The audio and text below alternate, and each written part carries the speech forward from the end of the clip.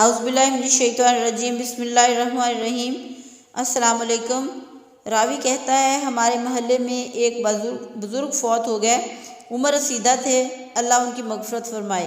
خیر 7 والی مسجد میں ان کی نماز جنازہ اور پھر تدفین کے بعد تابوت واپس لایا گیا۔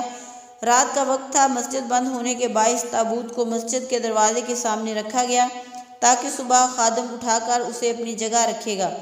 رات کو کوئی 3:30 بجے کا ٹائم ہوگا، ایک شخص مسجد آیا، مسجد کا دروازہ بند تھا۔ وہ شخص کچھ دیر انتظار کرتا رہا، سردیوں کے دن تھے، اسے سردی لگ گئی، اس نے تابوت کھولا اور اندر سو گیا۔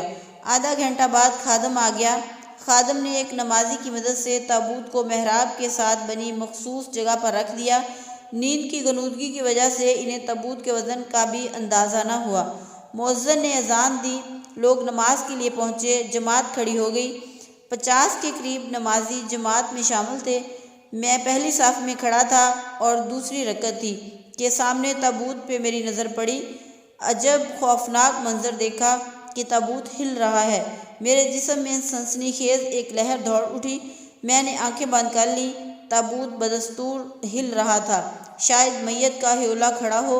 اتنے میں وہ شخص اٹھا، اس نے تابوت سے سر باہر نکال کر پوچھا، تم لوگوں نے نماز پڑھ لی؟ اللہ معاف کرے، لوگوں کی دوڑیں لگ چکی تھیں۔ میں تو الٹے پیر 1000 کی سپیڈ سے گھر کی طرف دوڑا۔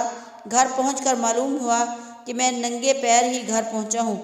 امام صاحب تو پہلے ہی بے ہوش ہو کر زمین پر گر پڑے۔ کچھ لوگ دوڑتے ہوئے دیواروں سے ٹکرانے کی وجہ سے گرے ہوئے تھے، کچھ میری طرح ننگے پیر باہر بھاگ رہے تھے، کچھ وضو خانوں کے پاس پھسل کر گر چکے تھے، سب اندھا دھند بھاگ رہے تھے۔ جو شخص تابوت میں تھا وہ پیچھے سے دوڑ رہا تھا اور پوچھ رہا تھا، اوئے مینوں بھی تو دسو، ہویا کیے؟